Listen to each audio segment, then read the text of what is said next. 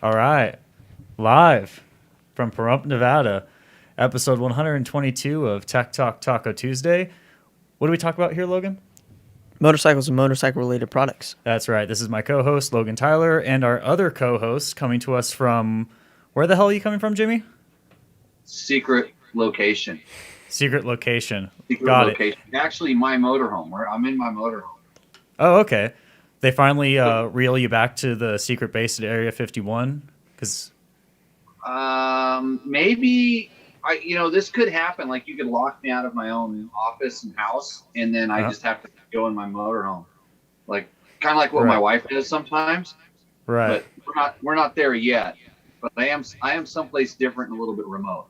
Okay. I hear there might be some other guests joining you tonight. I found possibly some guests if they can make it out of the motorhome that they're in and come over to this motorhome. Their motorhome's nicer. Okay. It has heat. It has heat and a generator running and all the other stuff. And I think this one's more stable in the wind. We're going through a pretty severe windstorm right now. So okay. Good times. Hey, I want to thank all of our sponsors of this show. And in relation to sponsors, we got some big news. Big news for the viewers of this show. So this is why you got to tune in early, because then I'll tell you there's big news, and then you have to wait the whole damn time to figure out what it is. But it has something to do with Rooster Endo, and there might be a really good sponsor that's come in that's going to reward the viewers for Rooster Endo. So stay tuned for that one. You could win. So I'd like to thank Yamaha, Blue Crew, Scott Sports. We're going to see how I don't know how to take a goggle lens out. Thank you, Andrew Short. Climb. What did I wear today? I wore matching gear. It was strange. My gear matched today. Well, kind of. At least my boots matched my pants. So my CD boots matched my Climb pants, which matched some other stuff. So that was good. I was wearing the Dakar pants today, which were perfect because it started out cold, got warm. I just zipped down. All good. DDC sprockets. DDC is the lightweight stainless steel everlasting sprockets, I like to say. Trail Tech. I used Voyager Pro today. I was getting some track logs for some new stuff that we're doing, which is really good. Taco Moto. This may be our new sponsor. It is our new sponsor. They're sponsoring Rooster Endo. They've got the next few episodes, and we'll let you in on it when we get there. And, of course, Bulletproof Designs. Oh, I'll let you finish. Yeah. You like how what? I like how you said, we got a special announcement, I'm going to make you wait, and then you just sort of gave it away there. But I didn't give it away. Nobody knows what it really is. Okay. I kind of thought he gave it away. What about you, Logan? I don't know what it is, but I think I know what it is. Okay. Oh, that's right. I didn't fill Logan in, so he doesn't know what it is. He's learning like the rest of the chat. He doesn't know what it is. Logan, what is it? Does Tech Talk Taco Taco Moto give you a free or some kind of... That's enough. Okay, zip it. Yep, zip it. Yeah, you got inside info. You're paying attention. That's strange. Yeah.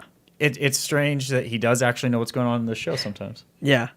Right, but Matt, you told me specifically that he could run the show. He can run the show. I don't know if he has the confidence, but I know he can do it. I know Logan is capable of running this show. Logan, keep submitting those proposals on how you can take over. I'll take them. I got some resumes this week, by the way. I did get some resumes. I haven't had time to review them, but anyways, we're going to talk about motorcycles and motorcycle-related products. I will have some special guests come in here. Like, what do they watch TV over there? The other one? We don't know. It's a secret over here. But I guess we're going to go right into the chat questions. Do we have any chat questions we got going on there? The roulette of chat. There was one that came up pretty quickly. Oh, hold on. I'm cutting Logan's head off with you. I got to move you. I got to move you, Jimmy. There we go. Finn825 says, that Stark bike looks unreal. Crazy. We are going to talk about the Stark. What was it called? The Stark Ver.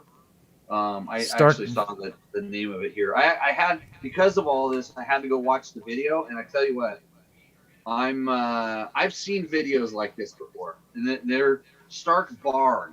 It's called the Varg, Yeah, and which is they're Swedish for wolf, by the way. So it's yeah, the like some wolf, kind of special wolf though, like strong wolf or what was it? the electric Uh, wolf. this their marketing stuff is basically saying that this thing walks on water. Actually, they do. No, they don't say it walks on water. They say you can ride it underwater to a certain depth.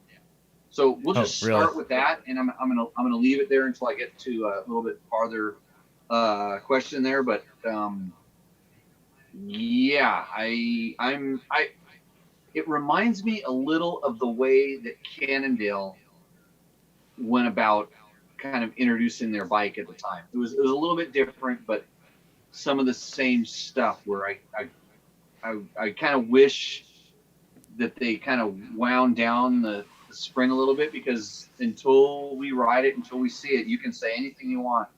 I'm not gonna I'm not gonna believe it. But some of the claims are a little bit out there. But some of the stuff on it is nice. Hmm.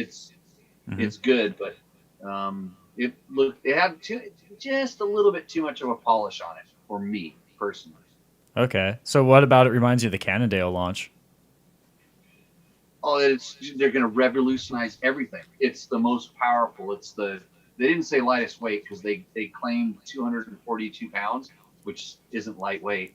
But they claimed Right. range of a current motocross bike, more power by what, 30%? The Yep. power to weight ratio. Yeah, the power to rate ratio with it. Some of the stuff they were talking was lofty. We'll just call it lofty. And unfortunately, I read some stuff quickly about like how they said how long it was going to take to charge and how you're going to be able to charge it, and it doesn't compute. Knowing what I know, knowing what my experience has been with electric bikes, and I would say the most high performance one that I ever rode was the Alta, Hmm. and right before they went under, so it was the latest version of the Alta, and I don't think that this much has changed in the 3 years it's been since that, is in some of the technology to get this thing, where it's going to be the most powerful motocross bike ever produced. So Right. Because lofty oh, sorry. goals. Yeah, because I had saw 80 horsepower. They were toting that. But what Yep. I thought was interesting was they're also claiming that you could set it to a 125 all the way up to a 650. Yeah, and this So, this this is can be done. There's no problem to be able to tune a motor. And when they started talking about the app, and it literally comes with a phone if you put a SIM card in it, and the mhm. phone controls everything about the motorcycle. This is where electric should go and needs to go.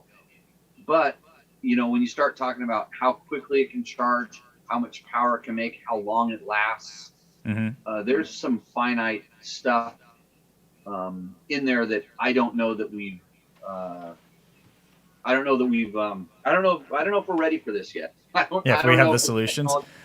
Well, Yeah, the $11,000 they're talking for the price, or is 11 or 12,000 bucks for the price? Claimed availability September of 22. So all I know is what I saw in the video, and mhm. yeah, that's what they say. Right. The claim I had the biggest question on was I was a little unsure how they're gonna get the bike to continue to perform as if it had a full battery, even when the battery starts to die. That's my biggest question is how they're claiming that. Because I thought I saw something about they're using new air cooling techniques to try and get that to do it. But to me, is the battery as it starts to drain it, I don't know how it's going to keep providing the same power as if it were at full charge when it starts to die. Yeah, and this is the ordinary common problems. I mean, you see the high performance electric cars are getting way better, but the thing that the car has is it has a lot of space to have a lot of battery capacity, and they have a lot of very ingenious ways to cool it. Cars also have regen built in.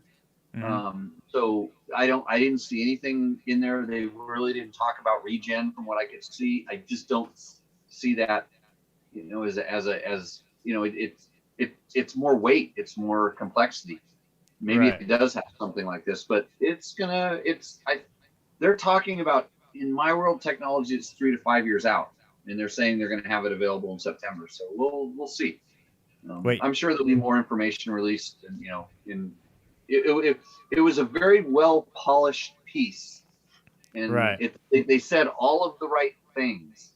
Mm-hmm. It'll be interesting to see what. Are you trying to give me that studio lighting here? Yeah, you look good now. Yeah, got Andrew Short over here giving me studio lighting. Says I Oh. look better. Producer Andrew. Yeah, could be. Hey, there's a Actually, Andrew's wondering like something, like he was talking about something. Maybe you need a podcast, Andrew. No. All you do is you just go to a Mexican restaurant, order some tequila, and set up a camera. Just that's how this started. And talk to Janie. And talk to Janie. Well, she usually yells at her customers, tells them to shut up, but it distracts from the show. But good show. Thank you to Ramiro's Mexican Food. Taco Tuesday, the Taco Tuesday portion of this show was from there. So. Right. Any other questions pop up in our chat there, guys? You want to check Yeah. check Logan? Because I saw another one. But back to the electric bikes, because I'm actually kind of excited. I can see electric bikes being a good thing, whereas I know most people in the industry would probably want to, they would condemn me for saying that. But no, I think, I mean, there's just like people hate 4-strokes. 4-strokes suck. No 4-strokes, and they're all about 2-strokes. And then what is everybody riding? And what do you see with 2-stroke versus 4-stroke? It's like, yeah, there's people that just like them, and then so it's the same thing. They'll be electric. It'll be another thing. It's coming. It's going to evolve. We'll see how it happens. Right. Cool. Logan, you got the next question? Yeah. Who's that guy? How Who's which upgradable guy? That's the guy's name. Oh, who's that guy? Yeah. Yeah, I don't know who How- that guy is, but it's okay. How upgradable is the suspension on a CRF 300L? How what? Credible. Upgradable. Credible. Upgradable or credible? Upgradable. Like Upgradable. should you buy a 300L and instantly send, and then can you upgrade it yourself, or do you have to send it to one of the suspension shops and pay thousands of dollars? So I haven't personally seen or ridden one of those bikes, so I don't know. So they're very simple, basic suspension components, and I don't know if the shock is rebuildable on that particular bike. So I have to see one. Some of those play bikes, family bikes, the shocks are welded shut, and I know from my CRF 230, you're able to take it apart, but there's no way to recharge it. So you actually have to drill a hole and thread in a Schrader valve in the top of the shock body to be able to recharge it with nitrogen when you've taken it apart. And it's difficult to take apart because it wants to explode. So, because I don't even know how I think there's like a rubber, they kind of like a KTM shock in some ways. They actually pierce through a rubber thing to charge it up, and then that's a one-time use only thing. But there's companies that will do all kinds of different things for those bikes, and there are different shocks available, and the front forks are very easy to add things. If it's not a cartridge fork, there's cartridge emulators that you can buy, and of course different springs. And it's not a high performance bike, so sometimes just adding some springs would make a big difference depending on what you're trying to get out of it. So hopefully that answers your question. Anything more specific, let me know, but I'm not an expert on that bike. I did spend some time on the 250L, but I don't know a whole bunch about the 300. Finn 825. I want to get a Recluse auto clutch on my 450X. Should I get the Radius X or CX? On the Honda 450X. Mm-hmm. So every step up makes a pretty significant difference. And if you read the test we did on it was like a long-term modifications on a 2019 Sierra 450X, and it applies to the RX because it's a very similar clutch. We kind of go into detail talking about the improvements, and it just seems like, and we left it as a manual clutch for a long time and kind of did the different steps. And I'm trying to recall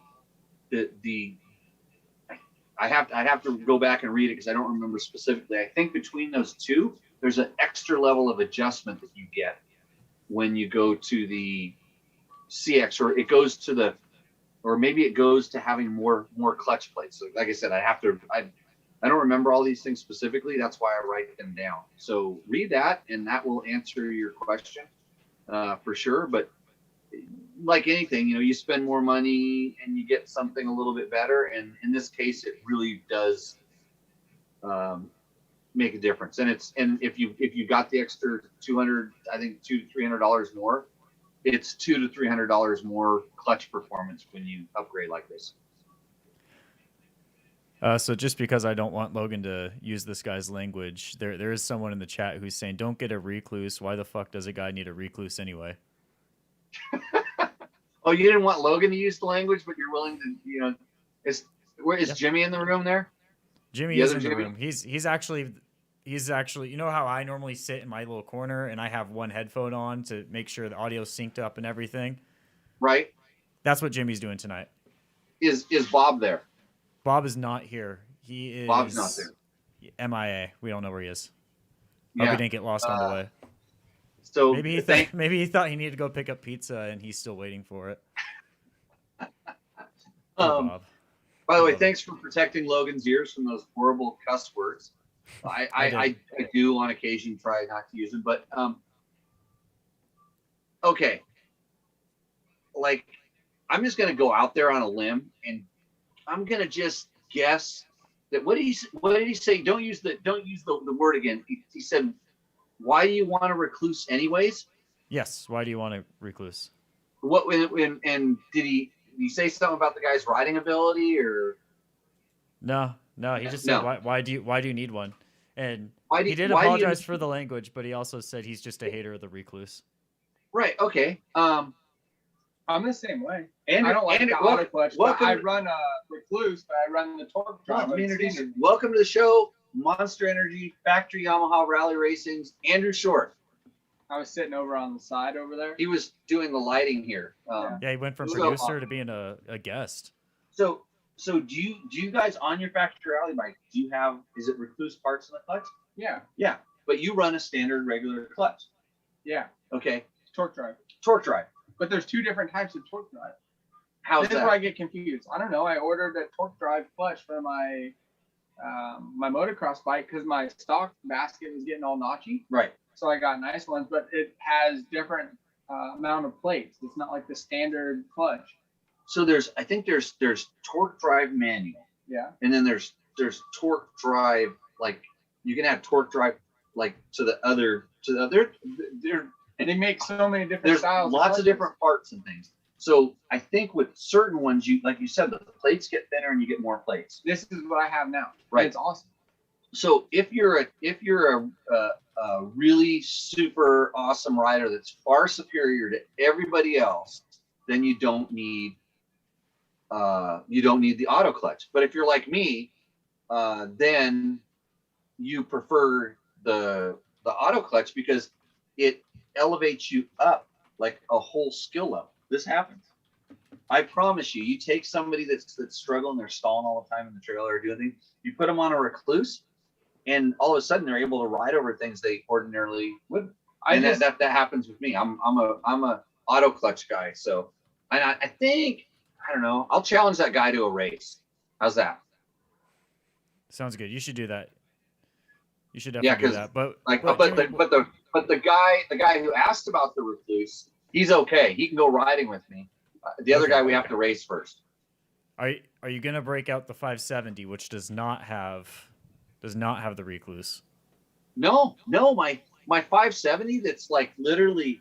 I don't go anywhere without a 570. By the way, I'm less than 20 feet from a 570 right now, and the one that's in here has a Recluse. It has the old.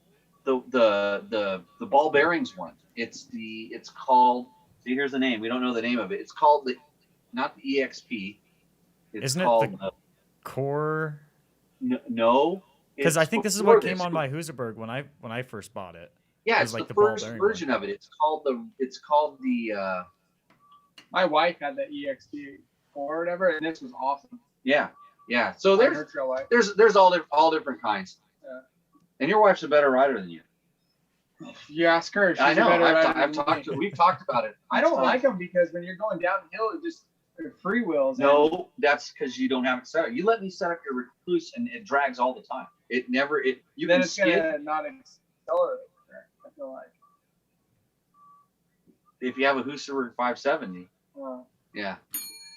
That's what happens. Anyway, so yeah, we can have Recluse clutch talk later. That guy, less bad words because we got kids watching. We have kids on the show. You can say shit if you need to. Right. Todd Kelly did say that. Was it the Z Start Pro? Is that what we're talking about with Z the Start older Pro. Recluse? That's it. That's the one. It's Okay. those had the smooth. They have the smoothest engagement, but the lever activation. You might as well just take the clutch lever off, which is what they were encouraging you to do at the time. They wanted you to take your clutch lever off and put a brake lever up there, so you're like riding a mountain bike. But I never did that. I still every once in a while I'll still use the clutch to basically to disengage it. it's funny to me how Recluse is just known for the auto clutch. Like you say Recluse, and people just automatically assume this, but they make so many different versions and all the stuff's super high quality, and I'm a big fan of it. Yeah, I mean I've never taken I've never put Recluse clutch parts in a bike that didn't improve the performance, at least with stuff that was for sale.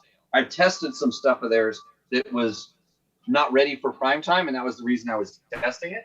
But when we tested, we complained about things or said, hey, this needs to be adjusted or fixed, and it got better. So the stuff that they're selling is good all across the line. Right. They're good quality products. Okay. They used to advertise on the show. I know. We need another clutch sponsor. We do. What about Hinson? I have a Hinson on one of my bikes. Yeah. I know some people at Hinson. We should call them, Matt. Yeah. Hey, Get on the give phone. me a point of contact and I'll be on it. Well, I'll put Logan on it actually, since he's ready for my job. The junior ad executive. Yes. 100%. Pays 15%. More Okay. or less. Do you have percentages down Oh yet? well. Kind of. Okay. What's 10% of 100 then? 90. No, 10%. That's 0.10 or 0.1. It's 10. Oh, I'll teach you a trick. We'll do math. Okay, we have math lessons after the show. This isn't math taco Tuesday. Let's talk about the dirt bike shit. Let's go. Well, Next question. I'm just trying to put my touch to it. Glenn, G-Day from Australia. How does Good day, the mate. Beta RRZF suspension stack up against the WP Explorer on KTMs? Let's sit down, bro. One more time.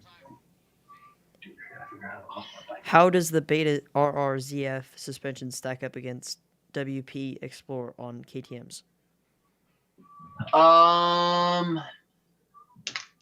If you just want me to make a blanket statement, I'll say it's not as good. It's like a little bit down below, but that doesn't mean that it's like bad. Like a lot of people just say it's bad. It takes a little bit more break in, and the adjusters aren't as sensitive, let's say, but it's good. I mean, it's not bad. In a while back, the betas, when when it was the sack shock, used to have problems with fading, and that seems like it's kind of gone. You gotta open. Can you hear that hissing in here? Very faintly. Not really. Very faintly. I The can't hear it weather's all that great. much. Yeah, the weather is. Let's see. It's pressurized here. Let's see. I don't know, It's man. the When you open the door over there, it's the Jimmy Mobile malfunctioning. yeah, leave it open just a little bit, just a crack, not all the way up. Well, it's like a fucking. Excuse my French. Right. Yeah. It's like a fan blower. So how long would you have to break in the beta suspension? So a KTM suspension for me breaks in about like 2 hours. and the beta is about 4 hours. And if you do 2 clicks on a KTM, how many clicks do you do on a beta compared? Relative? 2 to 3. So if you do 2 clicks on a KTM, you have to do 3 on a beta. But it depends on whether you're talking about the shock is more. The beta shock takes more clicks. And it's KYB stuff, or what is it? You can get KYB on the factory editions, but he's talking about the standard ones. Who makes this? What was the name? Saks. It Saks. used to be Saks, but there's like ZF. what's the name of it? Look, huh? ZF. Zeta. Yeah, I think it's Saks. I don't know, not 100% sure. Welcome to the show, Ricky Brayback. What's going on, guys? Window. Just trying to fix your window. Here, move over this way a little bit so you're on the Trying street. to fix your window and tie up your rally bikes out there. Rally bikes are going to get blown away. I know. Okay, next question. That's all I got. That's all you Oh, got. that's on me. Render yet? Did you? He's only That's here all- for Roof Window. That's all Ricky's here for. Hey, he submitted one today, but we don't have enough signal where we're at to send it to you. Okay, next question. Oh, really? Oh, that's Oh, our is he- show. Is he watching? He's trying to such watch a it on the. Such a fan, he's got to be on it and watch it at the same time. Yeah, because my viewership goes up. You know, these people are like, Did you send it out no. on your socials? Then nobody's gonna know you're here. Nobody watches this show. Andrew's gonna put it on his, and then we're No, I'm not. gonna have the best numbers ever. Right. You're not. Oh, you're gonna take a picture though. Well, it looks so better when we're in the 36 studio. people are watching this guy spell out words on YouTube. Yeah, there's someone trolling in the chat on our YouTube right now, so that's why I'm trying to get Trevor to see if he can get on the YouTubes and if we can get some bands going. We got Trevor's probably riding in my backyard without even inviting me. Really? So we've got trolls. Yeah, we Yeah. have. Yeah. The YouTube chat is going after him. He's like, yeah, he's. Is it like the robot that was sending us the robotic guy that was using motorcycle words and sending messages? maybe Yeah, we've So had that here- before. Logan? So while I'm trying to figure this out, why don't you read the questions that we had done before while I try to get this sorted out? Okay. Garrett Carlson. Hey Do you Logan, have- before you do that, tell us about a Yamaha 4-stroke.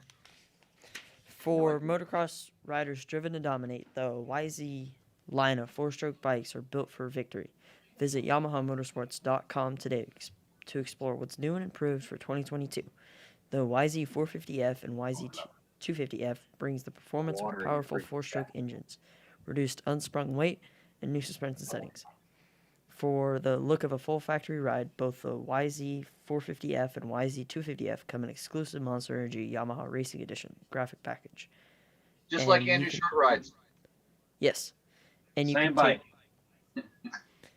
and you can take precision tunability to the next level with Yamaha exclusive and industry's only free power tuner app. Visit YamahaMotorsports.com today. Find your Yamaha YZ and enter Victory Zone. When are you going to have that memorized? That one's way longer than the KTM one. And it's got It's got a lot of words in it. no distinct figures to remember. Hey, but the best part about a Yamaha is the app, the fuel tuner app. When's Andrew- everyone else gonna get this? Yeah. No one well, else has it, really. No, right? the Vargas. What's it called? Oh, it's the ECU is a phone, basically. What was that thing called that we were talking about earlier? The Too electric good bike? to be true. The Too Good to Be True electric bike. It has all this too. But yeah, the power tuner app is awesome. I love it. I can turn that 450 into a 125 no problem. I got a map. I have a Jimmy Lewis map. Yeah. I don't really. But could you turn a 125 into a 450? We'll probably really No, rather but just have like that. just like the guys in the electric bike said, they said something like, "It's always nice to have too much power, but it's a problem when you don't have enough." Yeah. Which is kind of true, but so. Electric bikes are strange. Okay, Logan, get back on that question. Oh, wait. Oh. Do you have any tips for shipping dirt bikes to South America? I am a Southern Californian, currently in Peru for 9 months and plan on overlanding South America. Countries I plan to travel through are Colombia, Peru, Chile, and Argentina. I have 2 bikes in California I would like to bring down for off-road use only, a trials bike and a YZ 450F. Are there special rules for racing race bikes to cross borders without titles? Or should I get license plates for them? Both bikes are currently untitled, but I can get South Dakota license plates. It's been a few years since the car was in South America, but any tips would be appreciated. Well, since I'm sitting here with a guy who raced a race bike across South America, Ricky, what do you think? Benavides Motorsports. I don't really have a clue on how to do that. Yeah, you had a factory mechanic and factory team managed to get the bikes all the way through the borders. Ride it, dude. Just I put think a plate on it and ride it from California. well, and I don't know exactly how he's planning to do this. Like he's currently there, but he's got bikes up here. I'll tell you what. Here's what I suggest. There's 2 places where I would go and ask this question. One is there's a forum called Horizons Unlimited. It's a group of like basically world motorcycle travelers, actually world travelers in general. But if you go on there and ask this question, there will be somebody that'll tell you specifically what you need to do, or there's somebody that's tried to do this before. So that'd be one place, or go on adventurerider.com, and the same thing. There'll be World Traveler Forum, or there'll be something in there about shipping, transporting bikes, and they will have a much better answer than I could ever give you. But I know when I've raced down there before, if you imported a bike, depending on the country, like I had to stay in Chile for an extra 2 weeks because the guy I came down there, I brought a bike with me, and he bought the bike and had me bring it down there. And then when I tried to get on the airplane, this happened to Ty Davis too, because Ty brought a bike down there. They wouldn't let us leave. They wouldn't let us leave the country because the bike wasn't going back with us. So some of those countries can be pretty particular about it, just import export stuff. But I'd definitely do my research, and I don't know that a license plate would make that much of a difference, because I think if you're going to take it in and you can prove you own it, you just have to take it out. But if you bring it in, you have to pay the duty or the taxes on it, and then you can leave it there, I think. But Street legal might make it more complicated. yeah, street legal could make it more complicated because it's a who knows where you're going to get the license plate. Just bring it down as parts, sell it. You can probably get pretty good money for a bike down there. That's actually not a bad idea. Yeah, maybe that'd be the best Part thing. it, parts it, Sell it. Okay, next question, Logan. These are live ones. Iron Thumb, which 250F do you think is the best for a fun trail bike? I don't race anymore. Blue Crew, Yamaha. We're not bought off. No, they sponsor the show. Thanks, Yamaha. No, in reality, they're all fun. It's just they all have a little bit different flavors, especially the 250S, because the one thing the Yamaha does have is it has really good power, long power. They're not the lightest feeling bike. Definitely the lighter feeling ones are the KTMs, the KTM brand ones, and the Honda is pretty light feeling. If you want a discount and you like kickstarting, there's always the Suzuki. So there's all different kinds.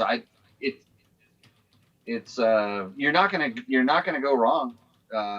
There's not a bad bike out there, I don't think, as long as you know what you're getting into. But do a little bit of research and should be pretty good. But if he's going specifically to trail riding, I'll keep kind of going back to that Yamaha just because the power is so good. Even on the WR, you do the competition ECU and do the little mods to that thing, and that is a really good bike.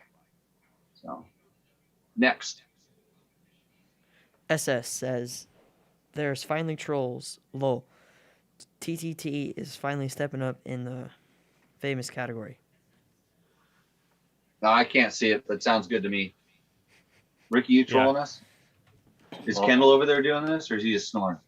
He's already in bed. Yeah, done. Out. He woke up late today, and he woke up last first one. He's not beating Mike Shirley. No, he's definitely not beating No. Shirley. No, Mike is he was maybe he was up early. I don't know. He was asleep when I got here. Like that. He was already in the back seat sleeping. Jeez. So yeah. So is Matt fixed the trolling problem yet? Kinda. Trevor is fixing the trolling problem because I don't have access to the YouTube chat right now. I'm So on. he's gonna go in. He's gonna go in the background and clip the guy or something. He already did that. It looks like. This guy had a lot of bots, so that's what happened. Is you would ban one account and they'd come in with another. Yeah. So Their names were famous singers. yeah, least the one of them. names just kept changing and changing and changing. Oh, famous But the singers are messages watching didn't. the show. We should have just left it. Maybe it looks cool. Like Ramon Ayala? Who? You don't know who Ramon Ayala is? No. I don't know either. Oh, can you sing some, Ricky? I knew Spanish. I'll help you out there. Okay. Okay. Next question. Just good looking. Long one. He's really good at that. Oh, dude. Rich A long one. Millen. Oh, wait a minute. Let me take this. This is Rich Millen. I'll go ahead and read this one. I read this one and I actually rehearsed the answer. Believe it or not. Actually, I talked Wait, to you Johnny practiced? Campbell to get the answer for this. So it's like, hi Jimmy, I purchased a 2022 Honda Sierra 450 RX and recently rode a local hair scramble with it here in northeastern Pennsylvania. That means roots and rocks and super tight trails, by the way. Before the race, I rode a Moto practice day for about an hour to break it in nice. The problem question is that during the race, the bike was steaming coolant off pretty much the whole time. The course was super technical for me, and there was a lot of getting stuck and some tip overs. I knew that eventually the coolant would be gone, so I was worried. At about the 90-minute mark, I pulled off and went to my pit, and sure enough, it was out of coolant. I refilled it and went back out and finished the 2-hour event. I've since put about 6 more hours on the bike, including another hair scrambles, and everything seems fine. The bike runs, starts, and everything's just as it should be. But I'm still worried about that much heat stress onto my beautiful new bike. How did it survive? That's a question. Did I do any damage? Should I tear it down? Have you experienced a similar situation? He says, I put a 2.0 C4 cap on the radiator and plan to install a fan. Just putting the cap on it seemed to help it prevent boiling. The bike may be running at a much higher water temperature than designed for. Anyways, thanks for your time. And he says, the podcast is great. So obviously he's not watching this show because this isn't a great podcast, I don't think. Medium. And I don't know what time is it in Pennsylvania. But if he's up, it's past his bedtime. So anyways, I already forgot his name. Maybe Mike, he records and watches it tomorrow. yeah, anyways, Rich. So the problem is you're slipping the clutch. All of the heat is coming from the clutch. And this is the hardest thing for people to realize, is that you just think about it. It's just like sandpaper. When that clutch is slipping, it's building heat. And it's building the heat, and the oil in the motor is trying to cool it down. Well, that oil is getting hot, sitting in a big puddle down at the bottom where it can't really cool itself. And the way it does cool itself is by going up through the top end of the motorcycle. So that's heating up the head and the cylinder even more. And then that in turn, the coolant system there tries to cool it down, and that's why it starts boiling, because the whole engine gets over. Well, 212 is where water boils at, but I don't know exactly where the coolant and all these other things, the factor, the pressure. So the root cause of the problem is slipping the clutch. And a lot of times it's just riders that just feel like the bike's going to stall. And that bike of the 450s is a little bit more prone to stalling than some of the other ones. So that being said, I can understand why you'd be slipping the clutch a little bit. So the first thing to do is just pay attention to this. Pay attention to slipping the clutch. Learn to really trust the torque of the motorcycle. And oftentimes it's that you're in lower than first gear situations, and you have to use the clutch in order to go that speed. So there is that. And so sometimes gearing will help a little bit. You can gear the bike down a little bit, so you can let the clutch all the way out and you don't have to use it so much, but then you're suffering with less of a top speed, which from what I know about northeastern Pennsylvania, that shouldn't be a problem. I think you're very rarely going to run out of gears on that thing. So then we kind of get into the other stuff. So I thought Johnny was going to be here, but he's still driving. And he actually told me, and I think we got to. He told me he said Evans Coolant. Yeah, and is that a sponsor? yeah. Yeah, it's a sponsor. We need to ring a bell anytime we start throwing off sponsor. Well, you have a bell, but it was only for that. It's only for that one bike that we don't talk one about. bike that no one talks about. It doesn't really. You know how far I am away from Hoosburg at any moment? You just said it. Yeah, I know. 20 feet. I'm less than 20 feet away. I think It's right past that wall. every factory team runs Evans. Yeah. So Johnny said run Evans Coolant. Now I don't is have that good. If the bike's getting that hot and there's nothing for it to blow out. Some coolant is better than no coolant. Yeah. So the discussion, Andrea said that some coolant in your bike is better than no coolant. It sounds like Chris Real. He should be a technical expert on this. Really? Yeah, that's a good. Some coolant is better than no coolant. And did it hurt anything by running with no coolant? It was an oil cooled bike at that point. And it really depends. Sometimes when they get caught like that, things can like warp and move around a little bit. But if it's still running and working fine, I wouldn't worry about it. Just don't tell any of your friends or advertise that you did that so you can sell it cheap, or you don't have to sell it cheap. But so there is that. So Johnny said the Evans coolant, and then he said there was a couple other things that you can do with some mapping that would help it. And I wish he was here because he kind of rattled those off very quickly, and I was doing something else. What about maybe a new clutch? If the clutch is behaving bad, yeah, a new clutch would hurt, but he didn't complain about the clutch. And this radiator cap? And then the radiator cap definitely helps too. He got one. Yeah. He went to the 2.0 radiator cap, and he says he's going to install a fan, and that will help. All those things will help. But when we get back to the coolant, we did a pretty exhaustive coolant test when I was at Dirt Rider, where we tried all the different kinds of coolant. Some of them were the waterless coolant, and we had to flush them and do different things. And the end result, the increase, there was probably three, I don't remember the exact numbers, but 3 to 5 degree differences in temperature when we were doing this loop. And so we did a loop that was pretty technical and had some sections where some of the riders would really abuse the clutch, and then the temperature would go up. None of the coolants alone caused the bike to cool down any quicker.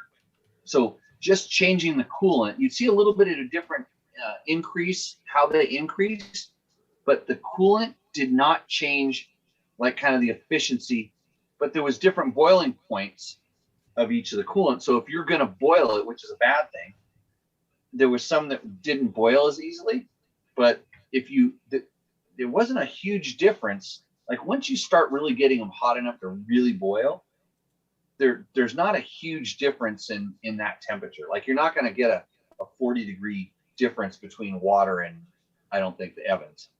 And one of the biggest things is to not overfill your radiator. Right. Keep it just above the fins. This makes a big difference. Yeah, and like Andrew said, not overfilling the radiator is one thing, because once it kind of starts going, it kind of acts sometimes like a little bit like a siphon, and just kind of blows it out. But it gives it room to expand, and sometimes a little bit of it only takes a little bit of water to make a lot of steam, and so it would be real interesting to know exactly how much you boiled out, because even if you only have half the capacity of the coolant, it's still kind of getting cycled through there. And a lot of times, as long as it can be pumped, and it usually gets into the cylinder, or gets into the hot part of the motor, and then it steams. So it's actually still doing its job to a certain point. But those are what we were told. I would say the easiest thing to do is lay off the clutch. The next thing is you can start modifying it. And then some other things we tested. We tested different impellers, different water pump housing covers, different radiators, different size radiators, different types of radiators, different louvers on the radiators. Johnny had screen over his today. Yeah. So they didn't get covered. Yeah. So the screen, so the branches and stuff can't get stuck in the louvers. But we found that like all those things made a little bit of a difference. But if you just changed one thing, it didn't necessarily make a big difference. Like if you changed just the impeller, the bike didn't cool down any quicker. You needed to change the impeller and go to bigger radiators. So it's all part of a system, and generally the stock bikes are designed to meet most expectations. Although you managed to exceed that a little bit, so now it's time to start playing with it. And the fan definitely will help, because if you're going slow where there's not a lot of air moving through the radiator, you have to kind of force some air through the radiator. But yes, Rich, I have to remember his name.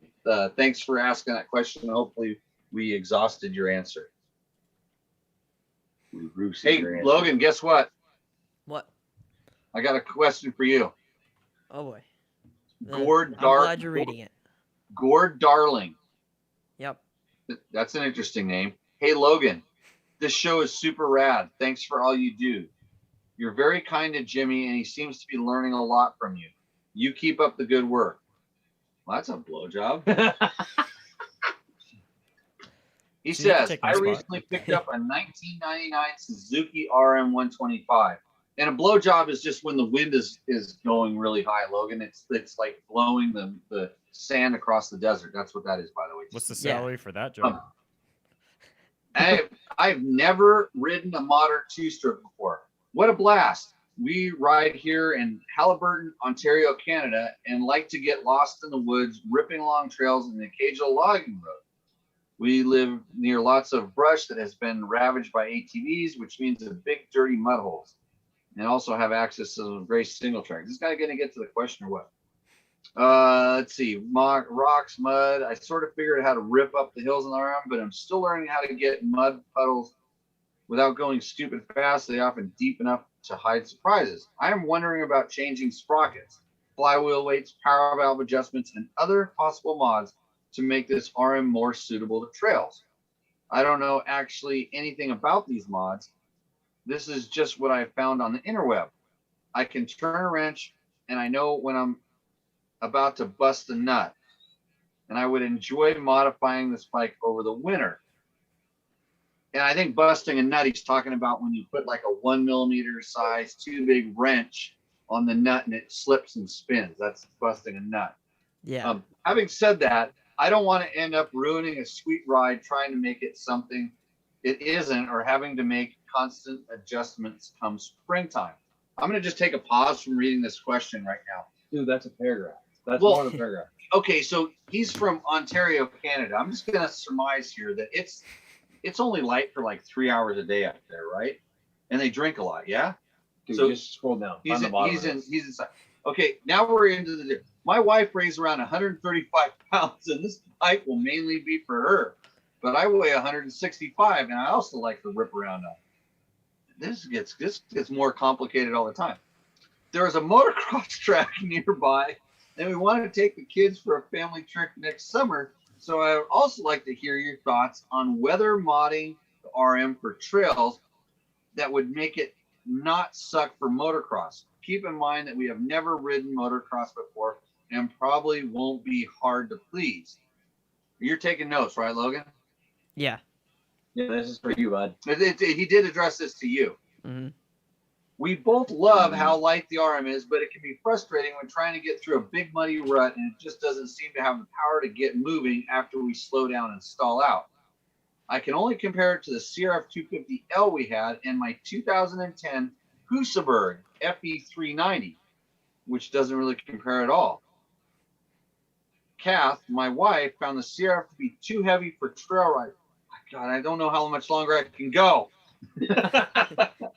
So my question is, should we just keep practicing with the RM on the trails and accept that we are the problem and there is nothing at all wrong with the bike, or should we modify the bike to be a super sick woods weapon or just get a different machine? Thanks, Jimmy and friends, for sharing the wisdom. Logan, I'm turning this over to you. Okay. I mean, we can just shorten this up. I think you should just ride what Are you got. Logan? Give Logan a chance. I know he doesn't talk much, but give him a chance here, Ricky. Okay, Logan, we're all ears. So I was gonna say so it's got 2 wheels, it's got a motor, so it's gonna be fun either way. Whatever you do to it, it was designed by the factory to be like that. So it's going to be pretty good stock. Don't have to change it. If you're Right, changing and this- for at least for a motocross bike, you're exactly right. yeah. And then you can probably add a couple protective pieces. Probably don't need to go insane. I think a Check big this- giant skid plate would be good, because then when you go into those mud ruts, if you Yeah. do it right, you can actually start hydroplaning. If they're really mud ruts, like I'm thinking, I can only imagine what it's like up there, but they're probably the mud ruts that you go through there and they peel your feet off the foot pegs. So now you're kind of like laying down on the seat. And at that point, the wheels aren't actually, so it kind of runs like a big glide plate. And so maybe, yeah, skid plate, right, Logan? Yeah. And a front disc guard. Maybe a spring for your wife. 'Cause- Lighter spring. Yes. And then What about the kids? kids probably around that. And a babysitter. And Short says, leave him on Andrew the Short farm says, leave them on the farm. with a cell phone. Hey, in all honesty, so the one thing that will really help that bike out, I know this from experience, is putting a flywheel weight on it. There's a company called Steely that they're up in Washington, Oregon, someplace, but they make flywheel weights, and they're literally bolt-on parts. They screw into the threads a lot of times that the flywheel puller goes into, or you just unbolt it and bolt it right on. But a heavy flywheel will make a pretty big difference. And I just saw Logan leave the show. And They're maybe not you seeing could, it. They're not seeing it. Did we scare him Just- away? No, our peanut gallery fell asleep watching the show. So Oh, Really? Who busted a nut?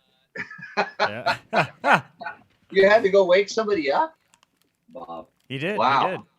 He did. Yeah. Were they snoring or something? Anyways, so the No, but flywheel we're back. weight, We're back. the flywheel weight can help.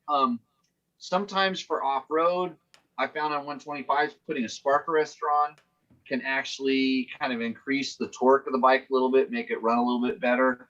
These are just little things, but in reality, I would say stop riding into the big muddy ruts. Go around them, or be careful.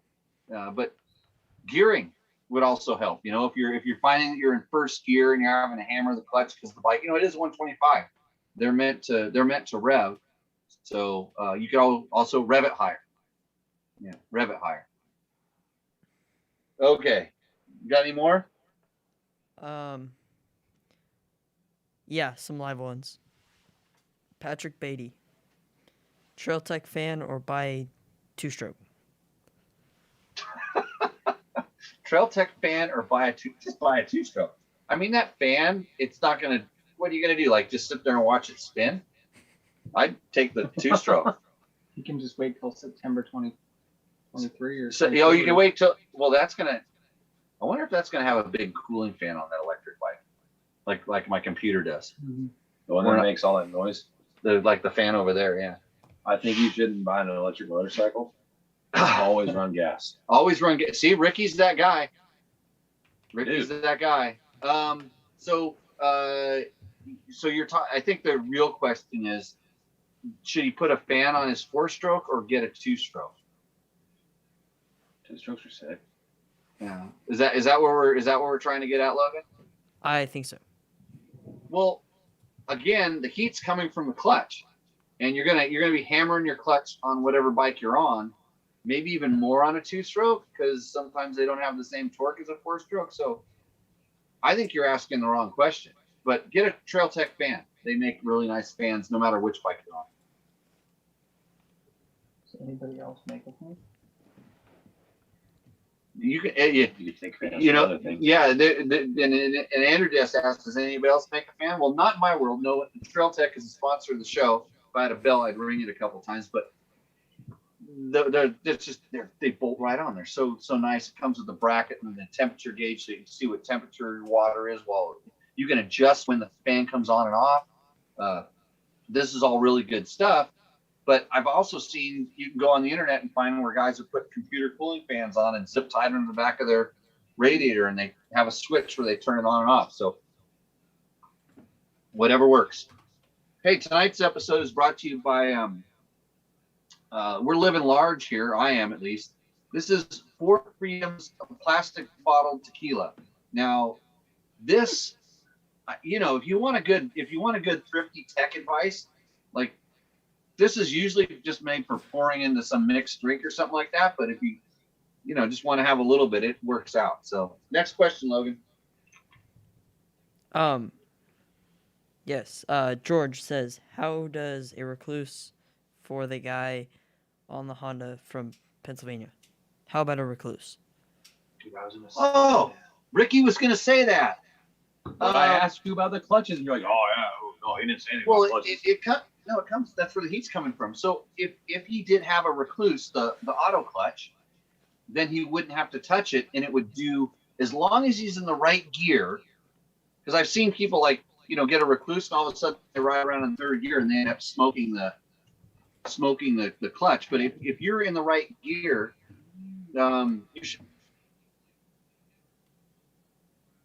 Uh-oh.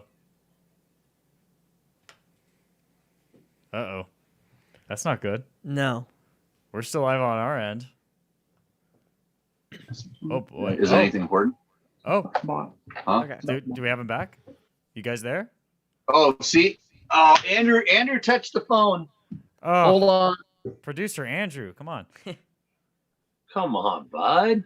Or Andrew saw the phone get a message. Are we back? Yeah, you're back. You're back. Andrew saw the phone get a message. He reached around the back of the computer and moved the phone from its strategic location and almost ended the show. That message really? was from Matt. It was from Matt. Yeah, it was from him somehow.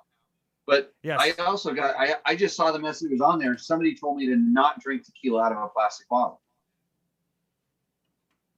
Well, you would be living like a college student again.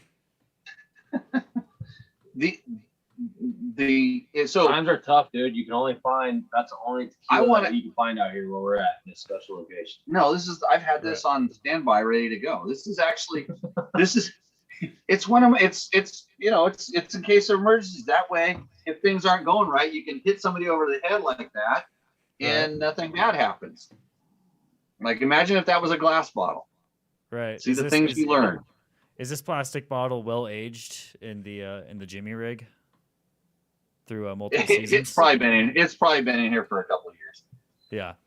We need that. The more you know. So I have a cooling question. Okay. Yeah. Andrew Short has a question. Can we let Andrew have a question? Can you hear him when he's talking? Yeah, we can hear him just fine. Okay. So my kid has a YZ85. It got really hot in Colorado because it got drowned in the river. And I think when it got hot, it warped the head. But I bought a different head, VHM or something from Langston Motorsports.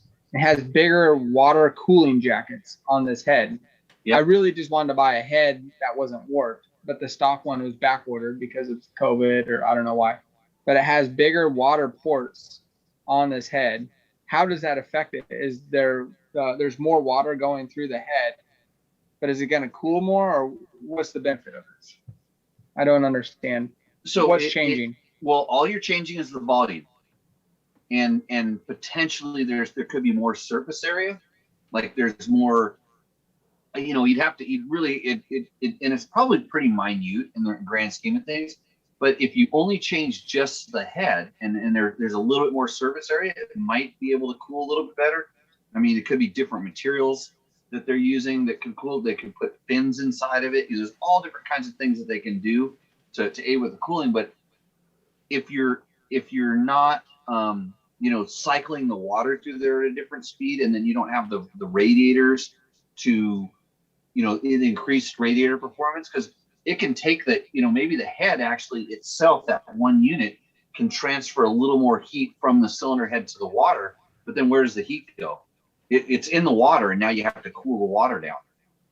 And we did in our chat, I don't know if anybody saw, we had Ty Davis, who I talked about earlier, because he tried to import ATK into Chile, and he got held hostage at the airport because he needed to take an ATK home with him, because Ty Davis was a factory ATK racer for a while.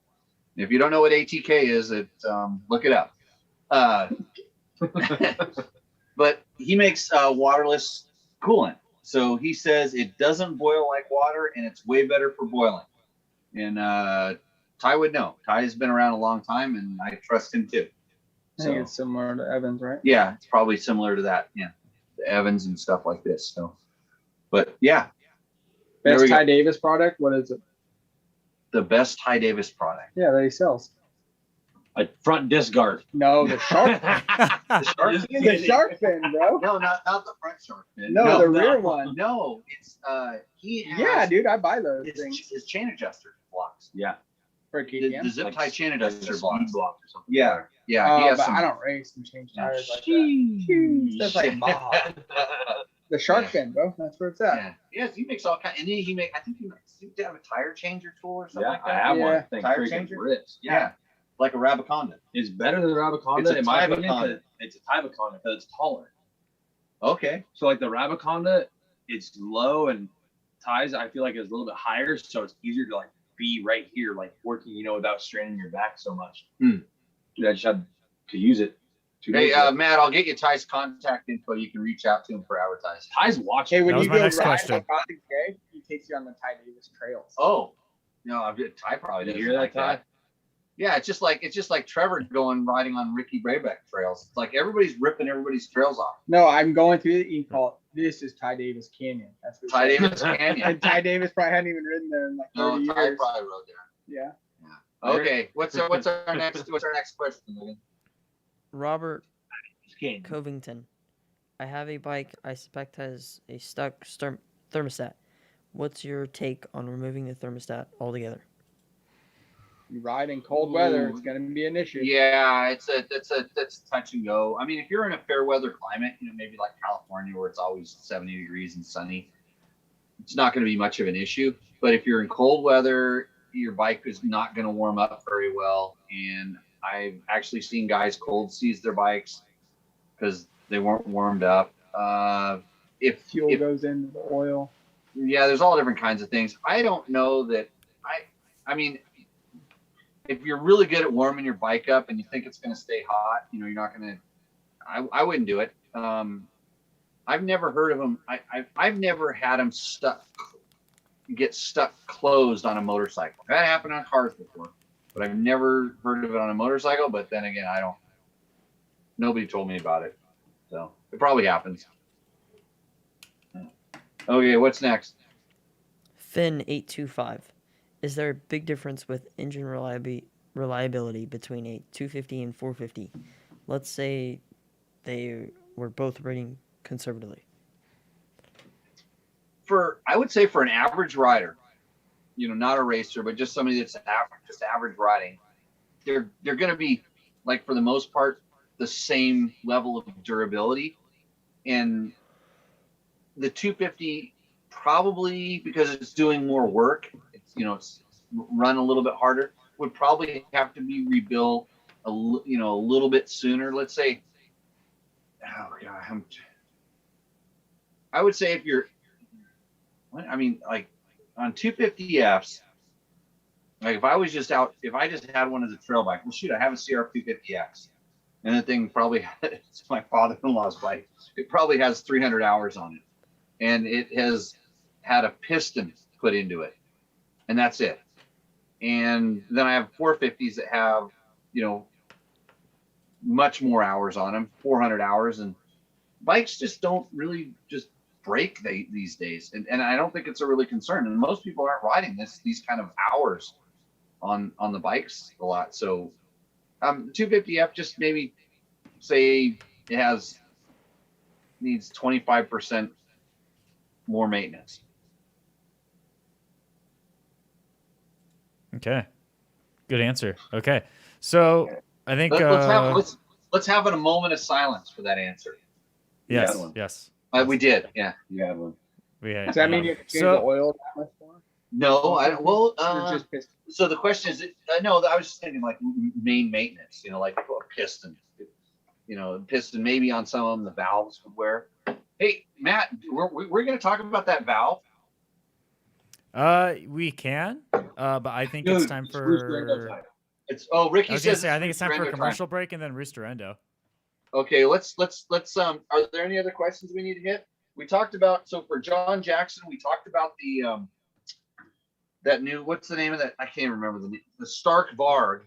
Yeah. We talked about the electric bike. With that electric bike, you probably rent to the solar fields, huh? I wonder if they'd let you ride through the solar fields on the electric bike.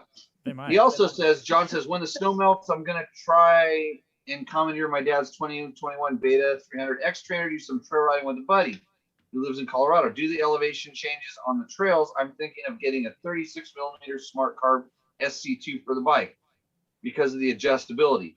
Thoughts, advice, opinions on this carburetor. If you're going to be doing, I know that they're externally adjustable and it's easy to do. So for that, it might be better. The Beta X trainer is already ridiculously smooth, so that goes in line with where the carburetor is at. That might actually be a good thing. Although I think you could probably just go down a couple sizes on the main jet and drop the needle position 1 and maybe 1 on the pilot, and it'll probably run fine most of the time too. So either way, okay. You want to take a break? Yeah, let's go into commercial time.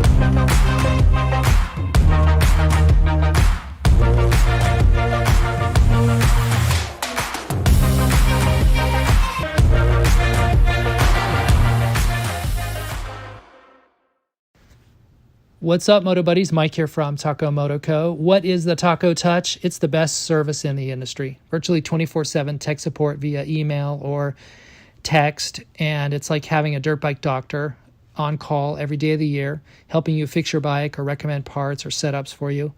If you've ever received an order from us, you'll know that the Taco Touch extends to our fulfillment, and our orders come with the coolest stickers that you've ever had, buying parts from anybody before, and a handful of root beer barrel candies. All of our Taco Moto Co. branded components come with a no questions asked lifetime warranty, and we'll even extend out the warranty of other manufacturers, OEM, and aftermarket parts where we can, sometimes for life. We test and tune endlessly and exhaustively and obsessively. We're trying to destroy everything that we can before you get your hands on it to look for weaknesses and to improve it, or to make recommendations to the manufacturer. And if it's something that doesn't meet grade, then we don't offer it on the store. Everything that we carry is something that we have personally used, tested, and ridden, and raced, and knows meets the high Taco Touch demanding standard. Go out and get some adventure. One. All right, we're Just the back noise. with Rooster Endo, brought to you by. Ricky Brebeck and Jimmy Takamoto. Lewis. No, it's brought to you by Takamoto now. Yeah. So here's the thing. It needs to be brought to you by. How do I? All you have to do is hand us a check and then get us a logo, dude. Okay. That's all you had to do. Dude, you got hole shotted by Takamoto. So don't Takamoto even worry about it. shotted Ricky Brebeck on sponsoring Rooster Endo, and Yes. so here's the deal. So each week, Takamoto is going to give $100 basically gift certificate to the bike most. Uh-oh. It really depends on my mood, and there's the rules of the contest are simple. I make all the rules, and my internet connection just got unstable. It did get unstable, so I'm gonna explain it again for the Go ahead. chat. So essentially, whatever bike Jimmy deems is the most roosting bike, that bike will then get a $100 gift certificate to Takamoto Co. The winner will have to send an email to mike@takamoto.com in order to claim this reward. But yeah, that is the gist of it. There is now a $100 gift certificate involved if your bike is roosting enough.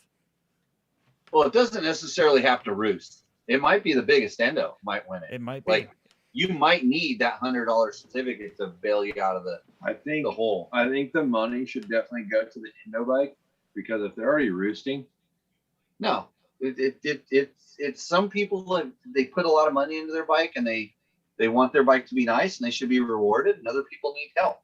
and do you give tips to people that have like maybe front disc guards? Like, hey, that thing probably shouldn't be there. Do you give tips? What's the matter with front disc guards? Jimmy hates them. I love it because I just always.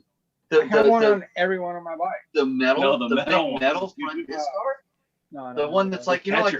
the rear disc guard, right? They have them that bolt onto your fork, and it's like a front disc guard. It's like a front fin. Hey, Yeah. so what are the best products that Takamoto makes? Takamoto has all different kinds of stuff. Takamoto does. Andrew's really helped me out here, getting my reads down.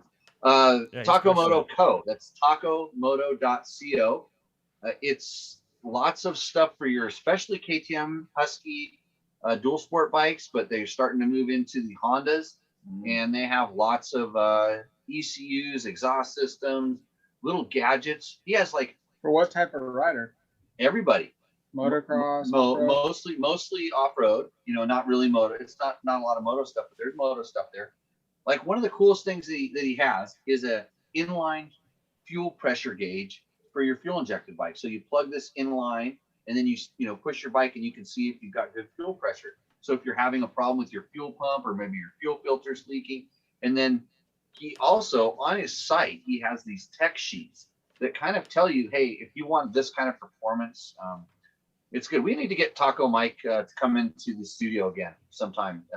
It would have been nice to have him come in here and kick this off, but we just we hole shot him, Ricky. We all shot him. Hole shot him. Okay, so let's go with Rooster Endo. Rooster Endo. All right. I'm gonna call up the photos. I got them on my computer screen right here too. You And have so, the video. Logan, who's the first one up? That was No. stable. We can't do the video. Are we unstable? You're good. You're good. We're good. Okay. No, the I have the. The only complaint is that it's really zoomed in on you right now. Well, he's standing up in front of the camera. I was actually Oh, yeah, trying to yeah, see if I know. I need a shave here. That's where I was looking at that. So I'm gonna minimize that. Okay, we have the bikes now. Okay. Okay. So Dallas. Yes.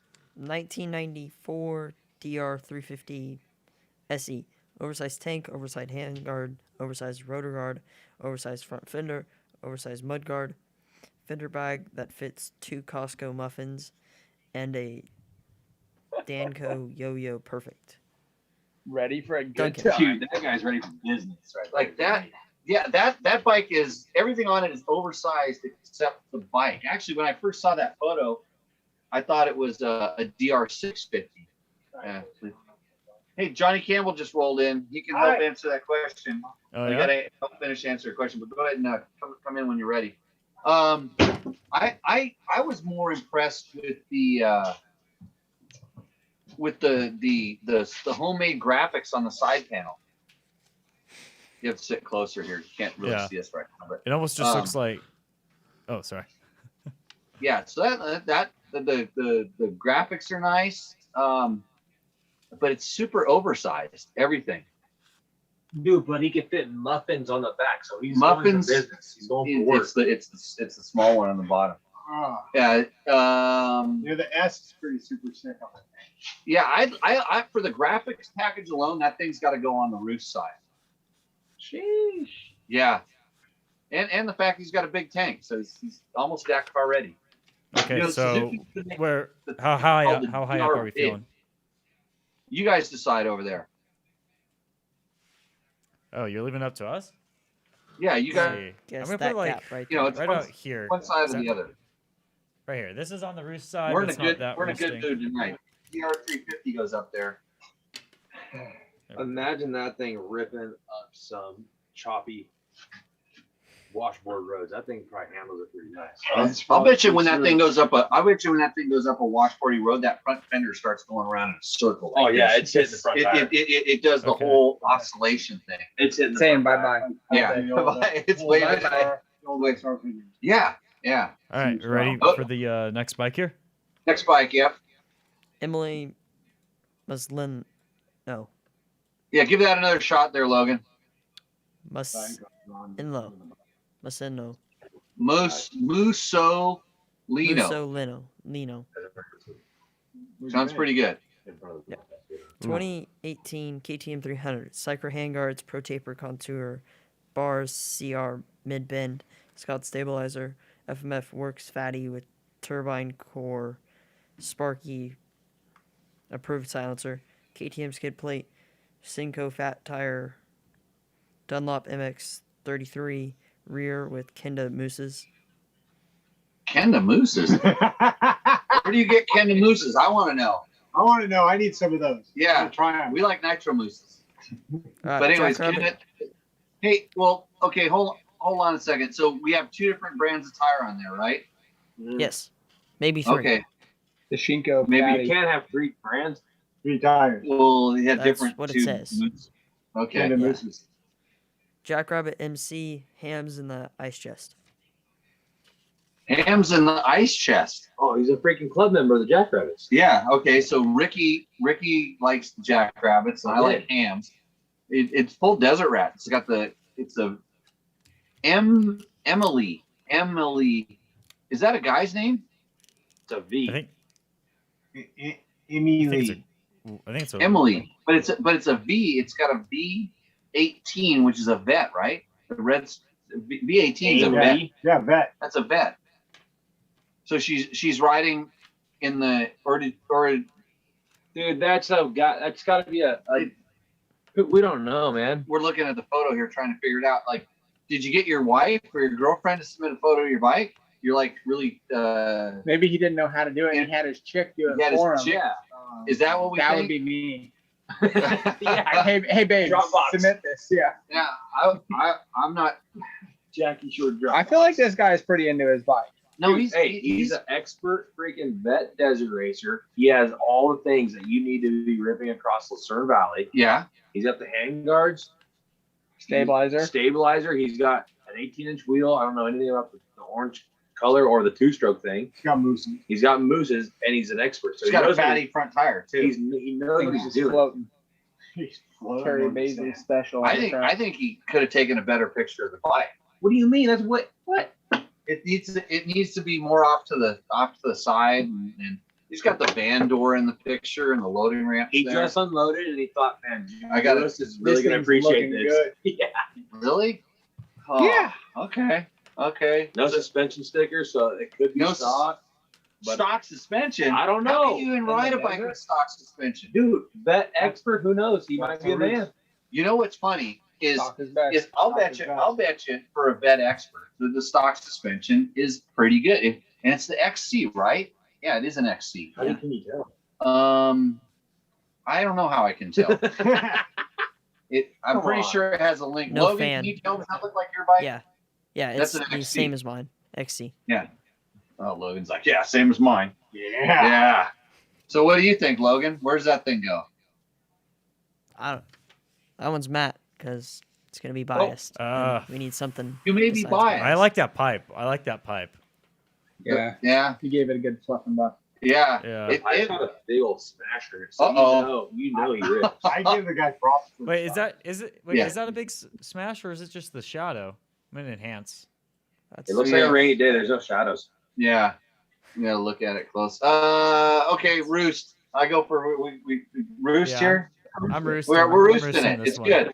We like Yeah. it. Yeah. Hey, I'm it's- gonna put it's- it right above. Pretty well set up. I forgot where these other ones are. Dude, that's a freaking ding with a heat and Yeah. pull. Why not? on It'll Oh. go above- He's on a It'll budget. go above Ricky's Yeah, budget. He's probably Like, saving his money to get his suspension done. Because I mean, you can't ride those things with stock suspension. For Everybody. sure that Van Door's like 78, 40 1993 Econoline.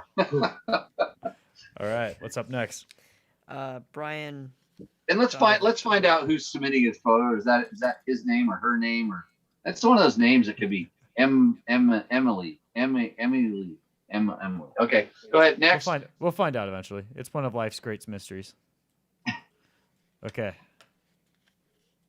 Brian Dodderwick, 21 300 TPI XCW. Sluber Turbo.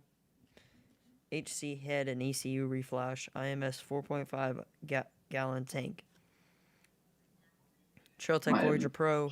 Race Tech gold valves and bladder and shock. I'm gonna go like that. Front and rear. That bike up on Seat the concept Yeah, seat. what the hell is that thing? Kenda Ibex and tubeless and rear Bridgestone MX up front. M39 up front, and more who can keep track. Who can keep track? Yeah. Oh yeah, look, Rick. If you turn it like that, then we can see what the heck it is. That thing is. Well, okay. He spent some money on this thing. I think he has to quit breathing into his camera, like into the phone before he takes the picture, because it looks like he was steamed up. A little too aggressive on the backlighting. Yeah. Yeah, a lot of backlight. I do like some of the sponsors. I do like the Kendas and the Trail Techs on there and stuff. Seat concepts.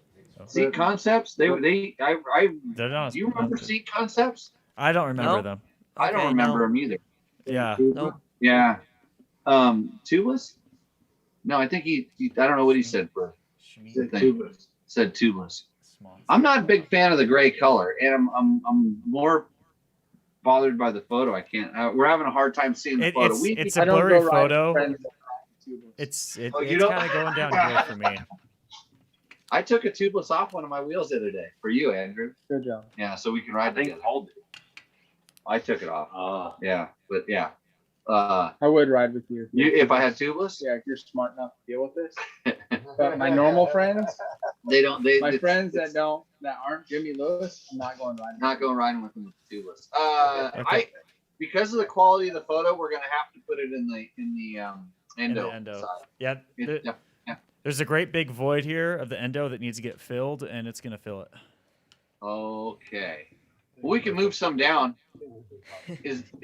Is Ricky's bike on the roof side? Yeah, dude, of course. It's The on best the bike on that porch. you actually roosted it. It's up there. It's up there. Oh, well, move it Look down. at it, it's still up front, Jimmy. Move it down to the endo. No, you know it's the best bike on that whole board.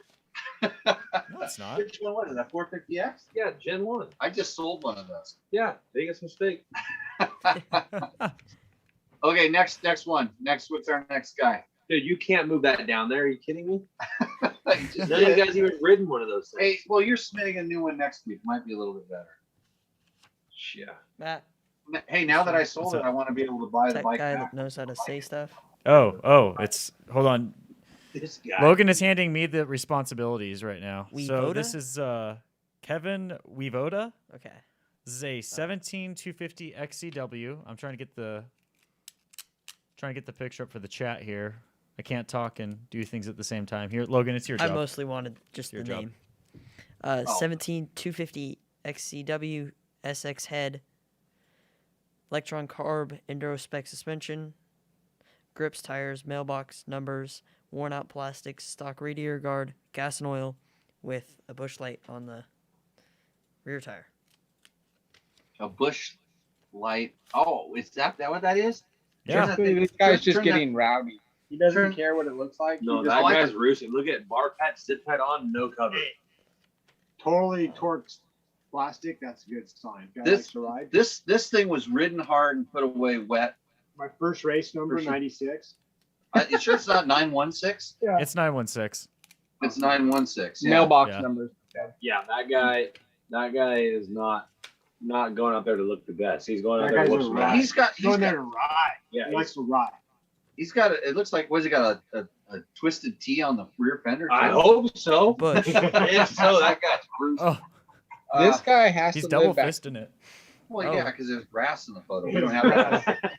Grass at a dirt bike facility. What's in it? What's? Oh, Oh no, that's yeah. it. That's And a then big- I think there's I something on said, there. what's that in the corner? And that's a picture of my hoot spray. A crushed up can. I think there's a PBR shoved. Hold on, he's got a bunch of No, that's a cans bush, shoved into dude. the No, handlebars. what? No, look Tires. at the handlebars. Tires. Look at the That's handlebars. a bush. Look in the tire. A The- bush white and the Oh my. twisted T on the fender. But what's in No, the, look what's at. in the Okay, guys, look at the spokes. Look at the spokes. The chain Yeah.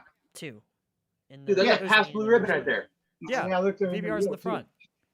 He's tightening the chain with a beer can. No, Yeah. dude. Yeah. No, he's got hands in the front. Dude, he's wheel. got. They're all over the bike, like right where the carb is, or where the Yeah, carb that would be. guy- There's one up there too. Look at in I the think front wheel. this might be the most roosting bike we've ever had. I think this is Jimmy's long lost son. that he inside the never had. handguards too. No, I'll tell you what happened here. This guy finished the hair scrambles.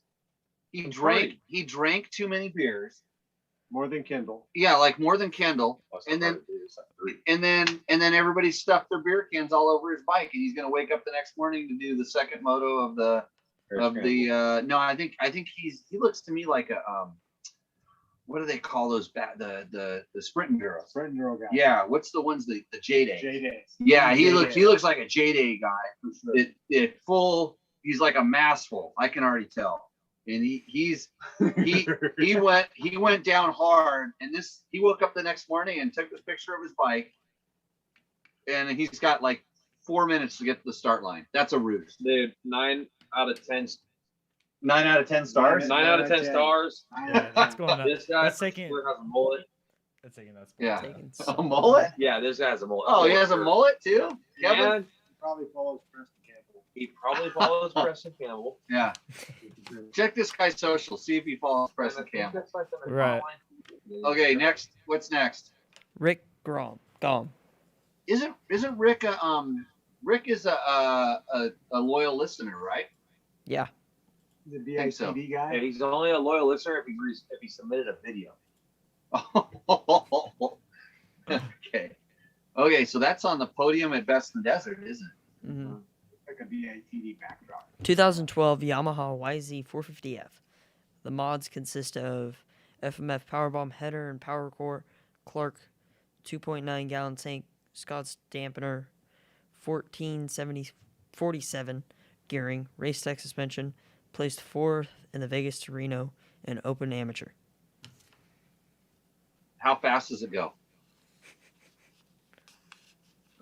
Almost as fast as a 570. No. That No. was good. No. Because he threw the gearing out there, 1447. Usually say 1447, so it goes 106 miles an hour. Like, ask Trevor Hunter. Like, Trevor, every time he says his gear number out, he throws about, it's 112 miles an hour with that. You don't go that fast. So, that you got it on the podium there. That's a pretty good thing. It made it to Reno. So that's his plus. That's a good thing. Ricky beat you. Yeah. Ricky. I think that thing's pretty roosty. Although I want to know how fast it. You know what? Put it on the endo side until he gets back to us and how fast it goes. 94. And then we'll rate the rest of it on that. Okay. So yeah, endo until we get the top speed. Ricky And don't Sounds lie. like a plan. Ricky ended it. Yeah. We'll keep Ricky's bike company down here. Yeah. Man. You don't have to put it at the very bottom. Just go down on the endo side. There we go. Clean that out. So now, drum roll, please. I don't think we can hear it, but that sounds good. Yep. I'm gonna throw this to committee on this one. We know who we think wins the $100. Oh yeah, for sure. Yeah. Kevin, Voda. Evoda. He needs to buy a haircut and another case of beer. Kevin, yeah, you know, I wonder if Takamoto has numbers. You can start there, but yeah, it's a pretty stock looking bike. I'm sure you can find something over there that'll help him out a little bit. But hopefully he gets in touch with you and we get his info passed over to Taco Mike. And good thing is it's a KTM and they have lots of KTM parts, and you should be happy. I'm sure you can find something there that'll. Does he make 2-stroke stuff? He doesn't. Yeah. He has. They have all kinds of stuff. Oh. Yeah, they have like all kinds of parts. Eric just And root beer candies. Yeah. So okay, did we get through that segment safely? Yeah, safely. And So yeah, Johnny all in one Campbell, piece. I gotta. So we have a guy with the Sierra 450 RX who's having the overheating problems, and you told me Evans coolant was one thing, and you said there was a couple other things that the guy could do. I think he needs a heavier cap, radiator cap. He did this. Okay. Yeah. So that. He did So, the C4 2.0. Okay. I think he needs. I'm a Henson clutch guy, and I think you're getting a lot of excess heat out of the clutch. Maybe it's rider abuse. it's funny. He was not prepped on these answers at all. So it's pretty funny that. But the clutch will make absolutely the most heat in a situation where you're trail riding if you're abusing it too much. And so maybe gearing. I think gearing could help if he lowers the gearing. But yeah, I think like a clutch that has less friction on the basket and stuff could help. What about oil? Does that make a difference? Yeah, oil makes a difference. We use VP in most of our race bikes, but in some applications, I know a lot of guys that go to like a Rutella, and even the Moto works really well. So try some different oils, and I think if he just gets off the clutch a little bit, honestly, that's going to be the biggest help. yeah, Or if you 100%. turn the idle up or Well, the mapping. yeah, you can map the bike, you can turn the idle up. There's all sorts of little things you can do to help this situation. Yeah, we mentioned gearing But I think because that he's Pennsylvania. yeah, so gearing, I'd say gear it lower. But mapping can help you a lot. Keeping the louvers clean. But yeah, you don't want to make sure your radiators aren't getting You know, we had a lot. This show, we had a lot of hot talk on this show. By the way, hot. yeah, hot talk. Yeah. We're cooling it down with the hot talk. Yeah. So when you're going to put that fancy title up on the show, Matt, remember that. Okay. Hot talk. So that's getting fun. Yeah, I'd also be interested to know what type of exhaust system he has, and is there like a spark arrestor or anything restrictive in it? Yeah, he didn't say anything. I mean, the bike was basically brand new. He took the Moto track, broke it in, went to hair scrambles, boiled all the water out of it, poured more water in, finished, and he says it's working fine. Yeah. And I said that's normal. I mean, Well, and that too, I think one of the big things that we learned when we first went back east was keeping the radiators clean. So you have, even if you have like a Twin Air makes like a mesh thing or something to keep it from packing in the ends of the radiator. right. Okay. Yeah, Rich, that's the second round of answers for the questions. Do we have anything else? Oh, I got a question here. RP asks, here it goes. Not sure if you guys read these or where to post questions to be potentially answered on upcoming shows. Well, evidently you found out where to put it because I've got it right here in my hot little hands. So question number 1, rim locks. Do you use them? If you use rim locks, when, what conditions, tire pressures, etc. When would you not need to use rim locks? I'm going to be using a KTM 500 EXCF as an adventure trail bike where stuff like BDRs and the Tour of Idaho, etc. I don't have the experience to determine whether rim locks are worth the effort. And a brief search of the internet and then YouTube regarding rim locks just made me dumber. Well, welcome to my experience with the internet. I'm mostly dumber for it. That's why we have this show. And the funny thing is your KTM 500 EXC comes with rim locks in a bag. They don't actually come on the bike because they come with they come with a TKC 80 tire. Oh, thank you there, Andrew. It comes with a tire and they want the wheels to be balanced. So this is why you may be confused because your bike didn't come with them, but you should have a bag that has the rim locks in it. I pretty much, as long as if I'm not running mooses, and sometimes in mooses I don't run rim locks, but other than that, I always have rim locks in my bike. And when I was desert racing, I had 2 in the rear. So the rim lock holds the tire from slipping. And if you ever get a flat tire, if you're going to try to ride it at all, you sure the heck hope you have a rim lock. And see you, Ricky. Roosterendo. Yeah, so it holds the tire in place, prevents it from slipping, which will tear the valve core off. Yeah, you should have them on your bike, always front and rear, because if you're really good on the brakes, you can slip the front tire as well. So that's the rim lock question. And the reason they don't run them is for wheel balance and on street application. Yeah, on street it might make on the CR450L no rim lock, right? No rim locks. Yeah. Okay, so where was the other question? Somehow it's jacked up here. There was question number 2. Springs. The KTM 500 EXC comes stock with springs for a load range according to the repair manual. Wait, you read it? What are you doing? Listen to this show if you read a repair manual. Nobody ever does that. Okay.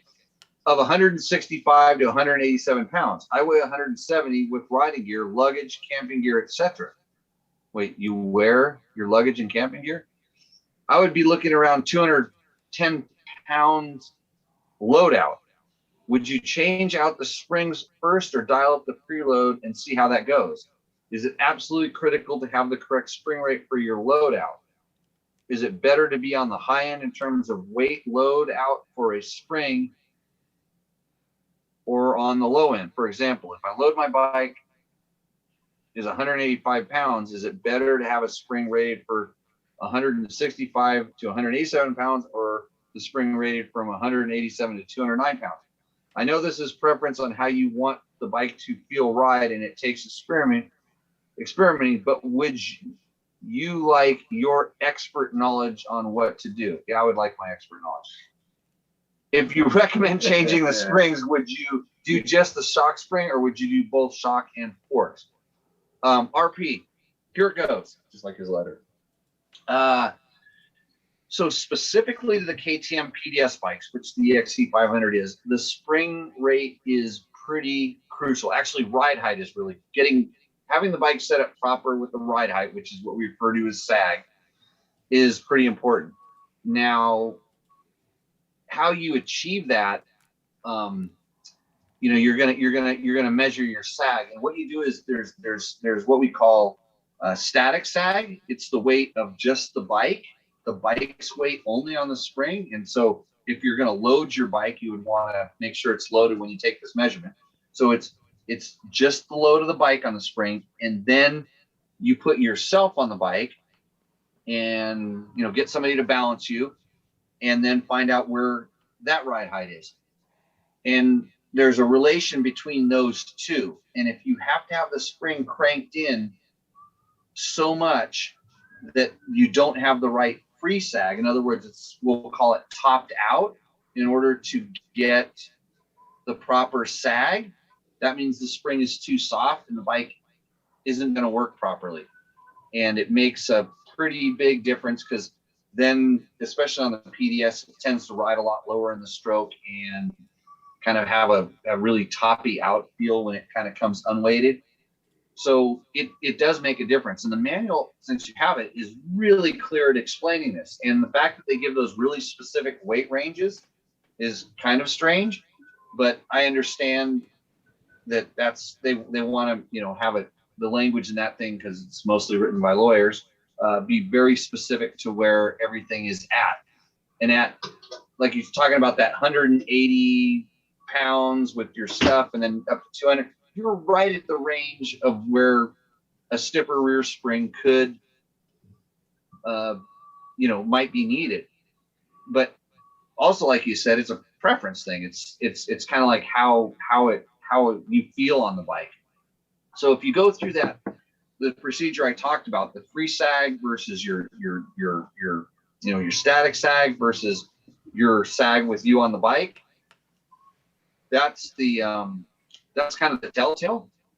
And my kind of general rule of thumb, or kind of how I do it, is for every 2 rates I go up in the rear, I tend to go up 1 in the front. And this is just sort of a ballpark over the years. But it also depends on where you ride over the bike. I tend to ride a little bit more over the back, I would say.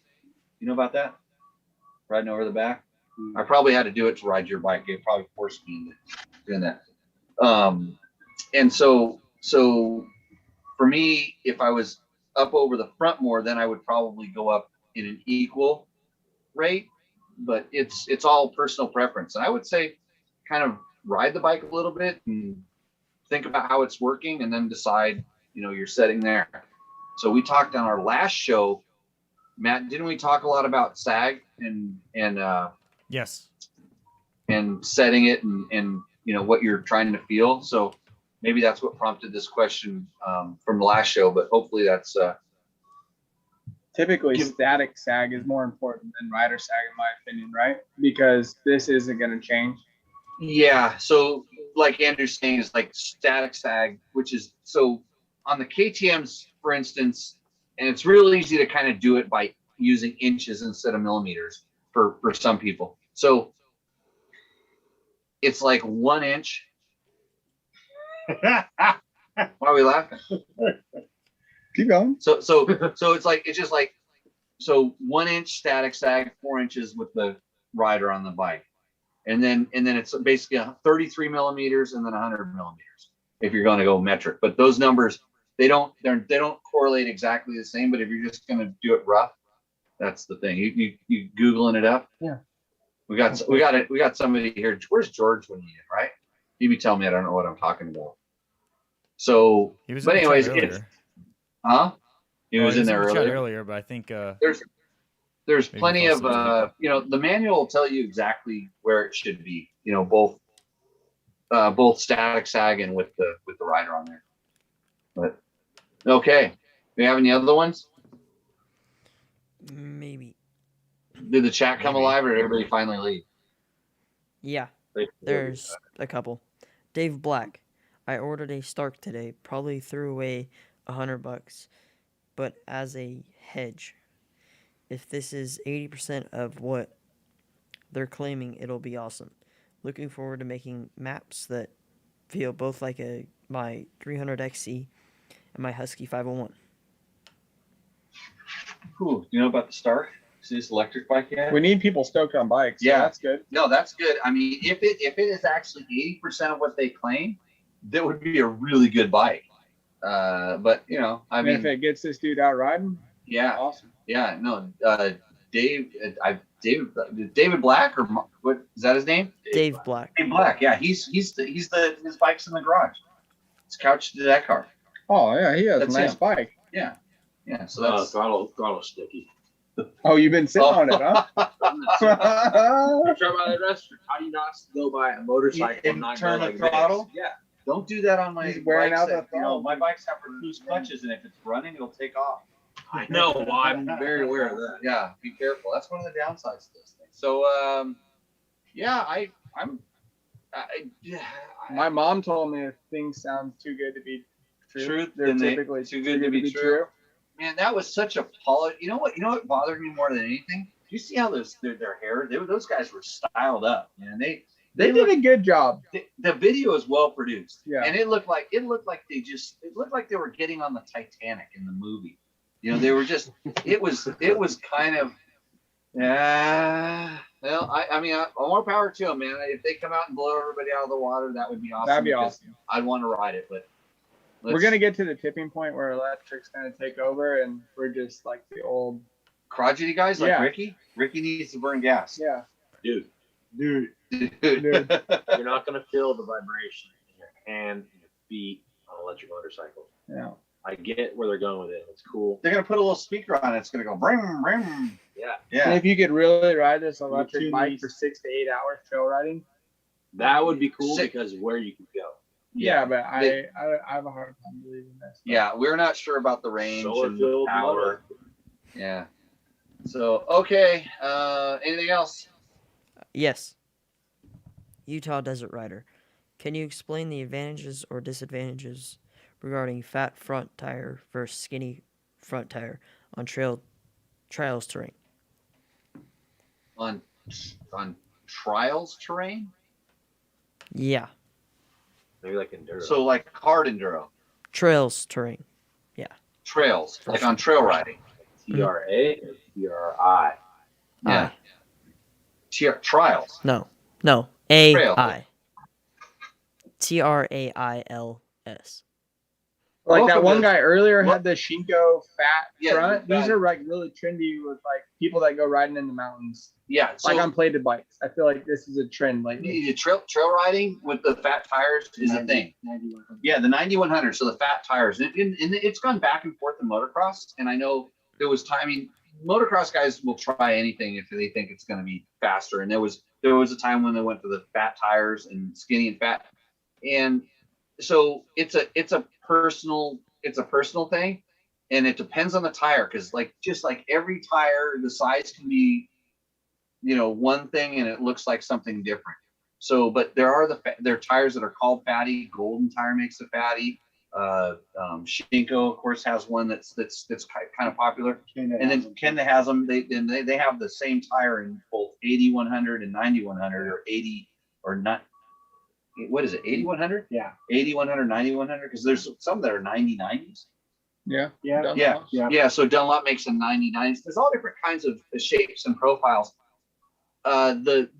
Where I know the people that I've actually when I was doing King of the Motos, speaking of trials or whatever, the Golden Tire guy gave for our volunteer riders, he gave us a stack of front tires, and there were these fatty front tires. And a couple of the guys kind of looked at them and went, like that, but they ended up taking them, and every single one of those guys came back and they said, man, that was the best tire I'd ever used.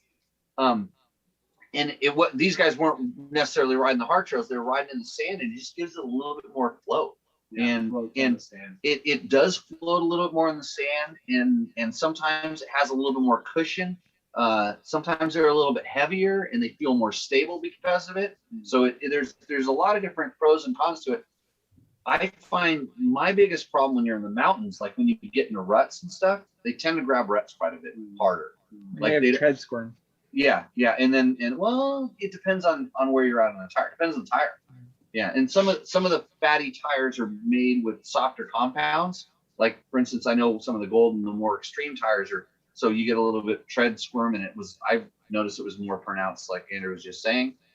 There's different kinds of things, but it's worth trying. The cool thing about a tire is if you don't like it, you just take it off. They're real personal. I feel like Yeah. once you find something that you like, you should stick with it. Yeah. Stick with it until you hear that somebody else has something that's better than you, and then try theirs. And then go on the internet and tell everybody how it's the best thing ever. And then ask your questions on Tech Talk Taco Tuesday. Yeah. Then help me answer these questions. Okay. Okay. All right. Cool. Do we have anything else? I think that's about it. Hey, let's Yeah. talk about the valve dropping experience. I know Matt keeps trying to dodge this. Oh, So yeah. Oh, what? We need another commercial break, guys. no. The Commercial break until next Tuesday. yeah. Yeah. Very So long. Matt did. I don't like to post pictures of my own stuff that's gone wrong, but so we were out doing a little bit of rally riding, and I told Matt, yeah, you can take this KTM 500. It's a little bit ticky. and I don't know, like this is kind of a new tick that I'm not super familiar with. I said, so if it gets worse, let me know. And sure enough, he pulled up next to me and he goes, does this sound worse? And I listened to it. And I'm like, yeah, that's worse. And it was good because Matt, although he knows how to push the buttons on this show, those are the only buttons I know how to push. Not the most handy guy with the tools in the shop, right? Yeah, I don't really absorb all of the good information that I hear on this show, mostly because I'm frantically pushing buttons. Right. So anyways, I said, Matt, you know how to get back. We were probably 20 miles from the truck or something, which was basically straight across this big giant valley on a big giant graded dirt road straight there. And I'm like, you know how to get back? He's like, yeah. I'm just kind of nervous anyway. So he said, yeah, okay. And I said, just take it easy, ride slow. And the good thing was he didn't just get on the road and send it. He started riding back slow, but not necessarily on the big graded dirt road. He went a special way, I guess. So this is where my confusion came in, because there was it. So you said, you didn't say the main road, you said the power line road. And then there's a second set of power lines that started, and it looked like it was graded to go towards this other set of power lines, if I remember correctly. Yeah, I remember a distinct trail that looked like the main road went with these other power lines. So I followed that one. Like this road. Well, we were on your road book when this happened. Oh yeah. Tricky Ricky. It was Tricky Ricky. Oh, hey, that's a good road book, dude. Sorry to confuse you, but I confused Jimmy quite a lot the first time we wrote it. Okay, so anyways, you got on the wrong. So here's to make a long story longer. So I'm riding back to the truck, and I'm coming on the road book, and I'm coming. I have to go over that embankment to ride right into the bar. Trail ends at a bar, amazingly. So kind of came over this, and I look about 200 yards down the road, and I see Matt standing on top of this hill on the embankment, just standing there, and I'm like, why is he standing there? And I know in my head, I know what it is. The bike had to be broken. I'm like, how did you get a ride all the way there?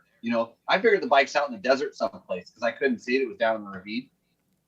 And as I rode up, the bike wasn't working, and I went over, and I'm, well, what happened? He goes, well, it made a ticking noise. Oh no, I said it made a very loud sound, and then it sounded horrible after that.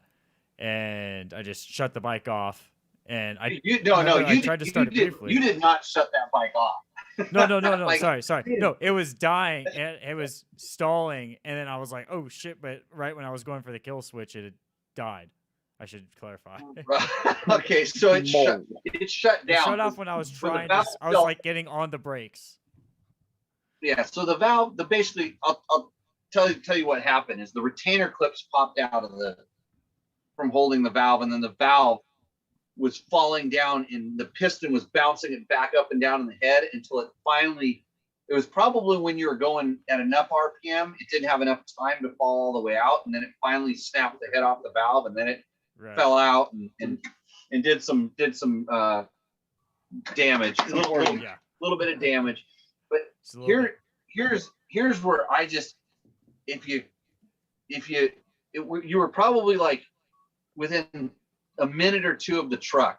And I was 1,000 feet from the truck. If we could have cut the duration of that ride by 3 minutes, that motor would not have grenaded.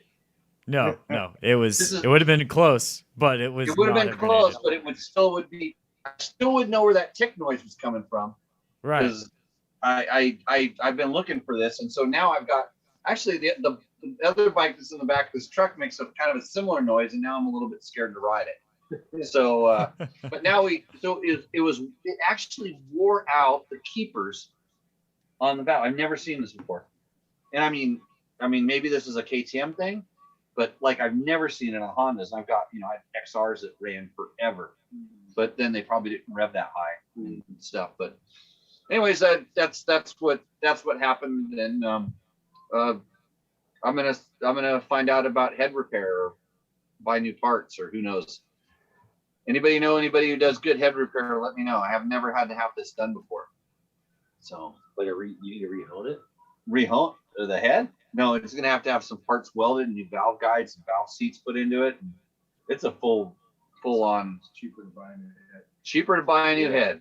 Yeah. Here from the source. Yeah. So maybe that's in Honda world. Have you seen how much KTM heads cost? Nope. How much this new head costs? Cheaper than a blow job? 700 bucks.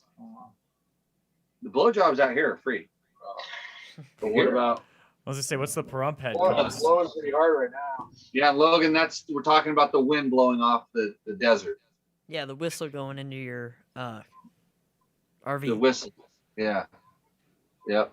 And don't get confused with that term whistle dick. Oh, you're a whistle dick. Oh, So, okay. Well, I think that about wraps it up. I want to thank everybody for joining us tonight. Tell your friends that they can potentially get $100 from Taco Moto. I'd like to thank Yamaha for bringing you this awesome show. Sponsoring Andrew Short tonight, whose shoes almost blew off out in the desert because they're so lightweight. Let's see. Climb for keeping me super warm while I'm riding today, and then cool when it gets hot. And you matched today. And I Wow, matched you my gear matched today. DDC Pretty cool. Sprockets, Johnny Campbell Racing, Yeah. Ricky Brabeck. He's selling T-shirts for the Dakar. Americans are coming. I got some of those, but I'm working on some new stuff. Some new stuff. Tech goes like next week, dude. Yeah. He has to wait When to we're release already all his gone. stuff. I'm already done. Yeah. Follow Ricky on social media. Follow Andrew on social media, even though they won't share this show. Yeah, I already shared it, dude. But submit your videos, guys. Yeah. yeah, Okay. Please submit videos. Why am I the only one doing Tech Talk Taco Tuesday video submission? We had a really Bruce good Ringo. one. We had a really good one that he did tonight. I'm for sure it's going on the show next week, and you're gonna have to top that Yeah. one. So video submissions are always gonna be a heads up, and then send a photo of the bike too. Video submissions, send a photo, include your email so we can get to it. Tell us a little bit about the bike without a whole epic, and that's it. Johnny Campbell, thanks again for coming in. Kendall Norman's not with us at the moment. He's here in spirit. He's Capacity. asleep. Yeah. Last Mike. one awake, first one in I'm, bed. I'm this close to that. Yeah, everybody here is a little tired. I've been on the vendor schedule for a little bit, but it's rally training 101. We're gonna go practice coloring road books tomorrow morning. So with that, we will see you out in the trail, and cheers. See you guys.